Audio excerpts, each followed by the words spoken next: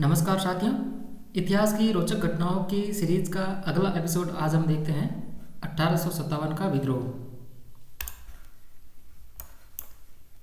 1857 का विद्रोह एक सैनिक विद्रोह था और इसका प्रमुख कारण था चर्बी लगे कारतूस। यह विद्रोह असफल रहा था। इसकी शुरुआत 10 मई 1857 को मेरठ से हुई थी। इसका प्रतीक यानी चिन्ह कमल और रोटी था।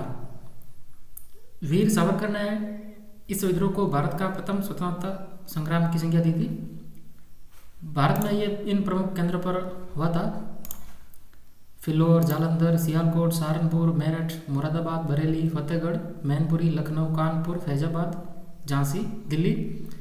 प्रमुख केंद्र इसके थे दिल्ली, मेरठ, बरेली, फैजाबाद, लखनऊ, कानपुर, झांसी और अन्य केंद्र थे सहारनपुर, बुलंदशहर, अलीगढ़, नसीराबाद, नीमच, महू, जबलपुर, सागर, नौगंग, नागौर, बनारस, आजमगढ़, सुल्तानपुर, जौनपुर, दीनापुर, प्रतापगढ़, नवाबगंज, बहराइच, गोंडा, सीतापुर, लाहौर, फिरोजपुर आदि।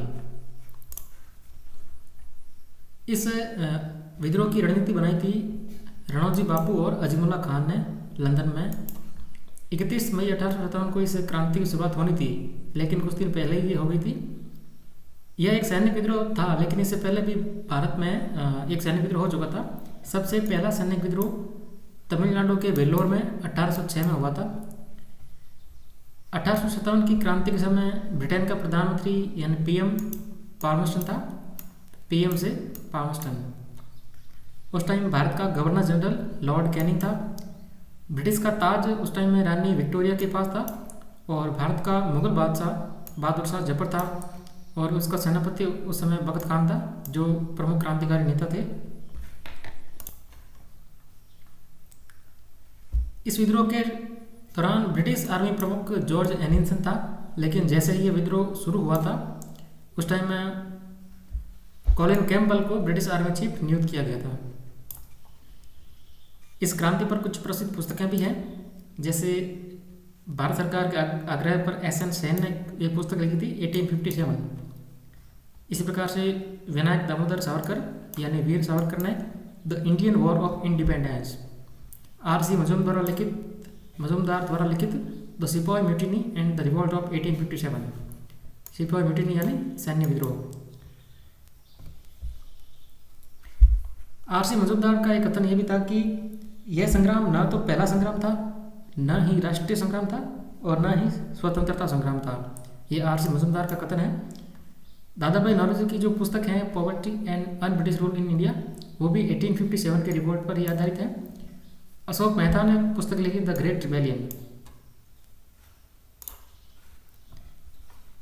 ये बुक है एस.एन. सेन द्वारा लिखी हुई 1857। ये है वीर सावरकर द्वारा लिखी हुई the Indian war of independence. ये बुक है आर.सी. मजुमदार द्वारा लिखी हुई the Sipahi mutiny and the revolt of 1857। इसी प्रकार अब हम देखते हैं इस विद्रोह के प्रमुख कारण। इस विद्रोह के राजनीतिक कारण थे, एक तो था लॉर्ड वेलेस्ली की सहायक संधि और एक था लॉर्ड डलहौजी की हड़प नीति। तो लॉर्ड वेलेस्ली बंगाल का गवर्नर जनरल था 1798 से 1805 तक। इसने भारत में सहायक संधि की शुरुआत की थी। लॉर्ड डलहौजी 1848 से 56 तक था भारत का गवर्नर जनरल और इसने हड़प नीति यानी विलय नीति चलाई थी। और इस नीति के तहत हड़पा गया सबसे पहला प्रांत था महाराष्ट्र का सतारा प्रांत और सबसे अंतिम प्रांत हड़पा गया था अवध। हड़प नीति के अंदर यह था कि किसी भारतीय शासक की मृत्यु होने के बाद यदि उसका कोई पुरुष वारिस नहीं होता तो उसे स्वतः ही ब्रिटिश साम्राज्य में मिला ले जाता था। फिर और इसके कारण थे कि भारतीय सैनिक वेतन भत्तों और सेवा शर्तों के कारण परेशान थे। कई नियम उनकी धार्मिक भावनाओं और आस्थाओं को ठेस पहुंचाने वाले थे। उस जमाने में बहुत सारे लोग समुद्र पार नहीं जाना चाहते थे। उनके अनुसार समुद्र यात्रा से उनका धर्म और जाति भ्रष्ट हो जाएंगे। जब 1824 में सिपाहियों को कंपनी की ओर से लड़ने के लिए समुद्र के रास्ते बर्मा जाने का आदेश मिला तो उन्होंने इस हुक्म को मानने से इनकार कर दिया। उन्हें जमीन के रास्ते से जाने में कोई एतराज़ नहीं था। सरकार का हुक्म न मानने के कारण उन्हें सख्त सजा भी दी गई थी। 1856 में कंपनी ने एक नया कानून बनाया कि अगर कोई व्यक्ति कंपनी की सेना में नौकरी करेगा तो ज़रूरत पड़ने पर उसे समुद्र पार भी जाना पड़ सकता है। फिर 1857 के विद्रोह के कुछ सामाजिक कारण भी थे, जैसे 1856 में ही ब्रिटिश सरकार ने बनाया था, उस टाइम लॉर्ड डलहौजी के टाइम में आया था विधवा पुनर्विवाह विधेयक यानी विडो रीमैरिज बिल आया था, और इस बिल से जनता बहुत नाराज़ हुई थी और इस बिल का बहुत विरोध भी हुआ था। लेकिन ईश्वर चंद्र विद्यासागर चूँकि विधवा पुनर्विवाह के समर्थन में थे और उन्हीं के प्रयासों से यह बिल ब्रिटिश सरकार लेकर आई थी, तो उन्होंने इस विधेयक का स्वागत किया था। और उसी साल लॉर्ड कैनिंग के टाइम ये बिल जो था ये एक्ट बन गया, यानी विडो रीमैरिज एक्ट, विधवा पुनर्विवाह अधिनियम बन गया। तो ये एक प्रमुख सामाजिक कारण था। उसके अलावा उस समय ईसाई मिशनरियों द्वारा ईसाई धर्म के खूब प्रचार प्रसार के से भी जनता बहुत क्रोधित हुई थी।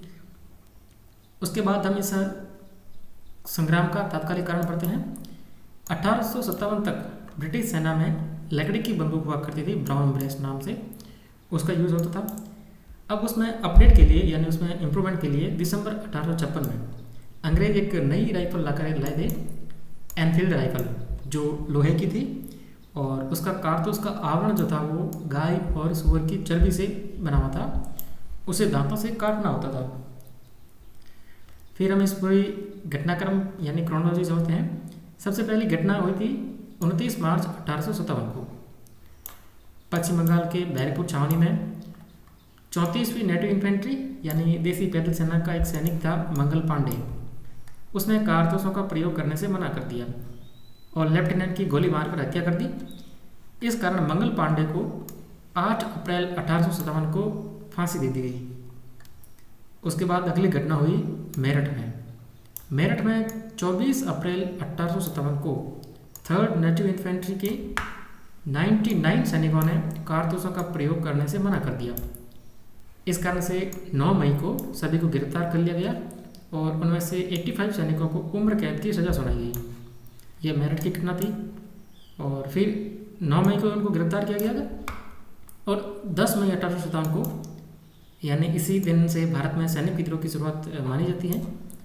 इस 1857 के सैनिक विद्रोह की शुरुआत मेरठ में कदम सिंह के नेतृत्व में सिपाहियों ने मेरठ की जेल पर दबाव बोलकर कैद उन 85 सैनिकों को छुड़वा लिया, जो ये 85 सैनिक कैद थे। और फिर उसी दिन 10 मई की रात को सभी सैनिक दिल्ली की ओर कूच कर गए। वे अगले सुबह यानी 11 मई को लाल किले के पास पहुंचे।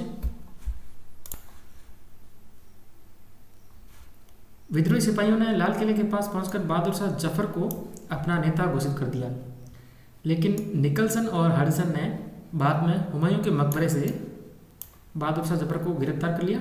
उन पर केस चलाया यानी मुकदमा चलाया गया और उन्हें आजीवन कारावास की सजा दी गई। बहादुर शाह जफर के बेटों को उनकी आंखों के सामने ही गोली मार दी गई थी। बहादुर शाह जफर और उनकी पत्नी बेगम जीनत महल को 1858 में बर्मा की रंगून जेल भेज दिया गया, जहाँ पर 4 साल बाद 1862 में बहादुर शाह जफर की मृत्यु हो गई थी। अब हम पढ़ते हैं कुछ प्रमुख क्रांतिकारियों और उन्हें नियंत्रित करने वाले ब्रिटिश अफसरों के बारे में। दिल्ली में विद्रोह किया था बहादुर शाह जफर और उनके सेनापति बख्त खान ने, और इस विद्रोह को निकलसन और हडसन ने कंट्रोल किया था। इसी प्रकार अम्बाला में क्रांतिकारी थे राव तुलाराम, इस विद्रोह को निकलसन और हडसन ने कंट्रोल किया था। मेरठ में कदम सिंह के नेतृत्व में विद्रोह हुआ था, इसे कॉलिन कैंपबेल ने कंट्रोल किया था। मथुरा में देवी सिंह द्वारा नेतृत्व किया गया था और इसे भी कॉलिन कैंपबेल ने कंट्रोल किया था। इस प्रकार से कानपुर में नाना साहिब और तांत्या टोपे, नाना साहिब यानी धोंदो पंत भी जिन्हें कहा जाता है, स्वर्गीय पेशवा बाजीराव द्वितीय के दत्तक पुत्र थे और उन्हीं के सेनापति थे तांत्या टोपे, जिनका वास्तविक नाम था रामचंद्र पांडुरंग। इन्होंने भी कानपुर में क्रांति की थी और कॉलिन कैंपबेल ने इन विद्रोह को भी दबा दिया था। उसके बाद लखनऊ में बेगम हजरत महल ने विद्रोह किया था और इस विद्रोह को भी कॉलिन कैंपबेल ने दबा दिया था। झांसी में रानी लक्ष्मीबाई ने विद्रोह किया था और कैप्टन ह्यूरोज ने इसे नियंत्रित किया था। रानी लक्ष्मीबाई का वास्तविक नाम मणिकर्णिका तांबे था, मणिकर्णिका तांबे या मनु भी कहा जाता है। इसी प्रकार से इलाहाबाद में लियाकत अली ने किया था, कर्नल लील ने इसे कंट्रोल किया था। फैजाबाद में मौलवी अहमदुल्ला ने विद्रोह किया था, जनरल वेलाड ने इसे कंट्रोल किया था। गोरखपुर में गजोदर सिंह ने विद्रोह किया था, उसे भी जनरल वेलाड ने नियंत्रित किया था। बिहार के जगदीशपुर में कुंवर सिंह ने विद्रोह किया था, विलियम टेलर और विंसेंट आयर ने इस विद्रोह को नियंत्रित किया। और बरेली में खान बहादुर खान ने भी विद्रोह किया था, जिसे विंसेंट आयर ने कंट्रोल किया था। इसी प्रकार से यूपी में एक साहब मल नाम के क्रांतिकारी भी थे, उन्होंने भी इसका विद्रोह किया था। अब कुछ याद करने के लिए ट्रिक देख लेते हैं। दिल्ली में बादशाह बहादुर शाह जफर ने विद्रोह किया था और निकलसन और हडसन ने इसको कंट्रोल किया था, यानी दिल्ली से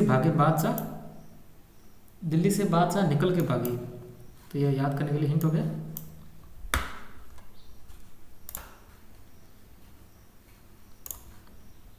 अंबाला में राव तुलाराम ने किया था, मेरठ में कदम सिंह ने विद्रोह किया था, मथुरा में देवी सिंह ने, और कानपुर में नाना साहिब और तांतिया टोपे। तो इस विद्रोह को कैंपबेल ने कंट्रोल किया था, यानी टोपी को इंग्लिश में कैंप कहा जाता है, कैप। इसी प्रकार से लखनऊ की बेगम भी कैपेबल थी लड़ाई करने में, तो इसे ऐसे याद रख सकते हैं। और रानी लक्ष्मीबाई राजा से ह्यूरोज, कैप्टन ह्यूरोज ने इसे दबाया था। इलाहाबाद में लियाकत अली, ल से ल कर्नल नील, इलाहाबाद लियाकत अली नील कर्नल, ऐसे ल से याद रख सकते हैं। गोरखपुर में इसी प्रकार से गजोदर सिंह, इसी प्रकार से बरेली में बहादुर, या जैसे रेल का खाना, ऐसे याद रख सकते हैं। अब बिहार में इस क्रांति के क्रांतिकारी थे कुंवर सिंह। तो बिहार में कुंवर सिंह की उपलब्धियों को चिन्हित करने के लिए प्रतिवर्ष उनकी जयंती मनाई जाती है। अब इस विद्रोह के 4 महीने बाद सितंबर 1857 में दिल्ली दोबारा से अंग्रेजों के कब्जे में आ गई थी। फिर 6 महीने बाद मार्च 1858 में लखनऊ पर भी अंग्रेजों का दोबारा से कब्जा हो गया। और उसके 3 महीने बाद जून 1858 में ग्वालियर में रानी लक्ष्मीबाई को हराकर उनकी हत्या कर दी गई। और इसी के साथ 1857 के विद्रोह की समाप्ति ग्वालियर में 20 जून 1858 को हो गई। और 1859 के आखिर तक पूरे देश पर ही अंग्रेजों का दोबारा से कंट्रोल हो गया, नियंत्रण हो गया। 1857 के विद्रोह के प्रशासनिक परिणाम देखते हैं। इसका प्रमुख प्रशासनिक परिणाम था भारत शासन अधिनियम 1858।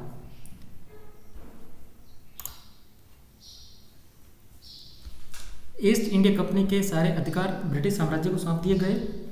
ब्रिटिश मंत्रिमंडल में एक भारत मंत्री का पद बनाया गया और उसे सलाह देने के लिए एक इंडिया काउंसिल का गठन भी किया गया। और अब भारत के गवर्नर जनरल को वाइसराय का ओहदा दिया गया। देश के सभी शासकों को भरोसा दिया गया कि भविष्य में कभी भी उनके भू क्षेत्र पर कब्जा नहीं किया जाएगा। सेना में भारतीय सिपाहियों का अनुपात कम करने और यूरोपीय सिपाहियों की संख्या बढ़ाने का फैसला लिया गया। यह फैसला पील आयोग की सिफारिश के आधार पर लिया गया था। मुसलमानों की जमीन और संपत्ति बड़े पैमाने पर जब्त की गई।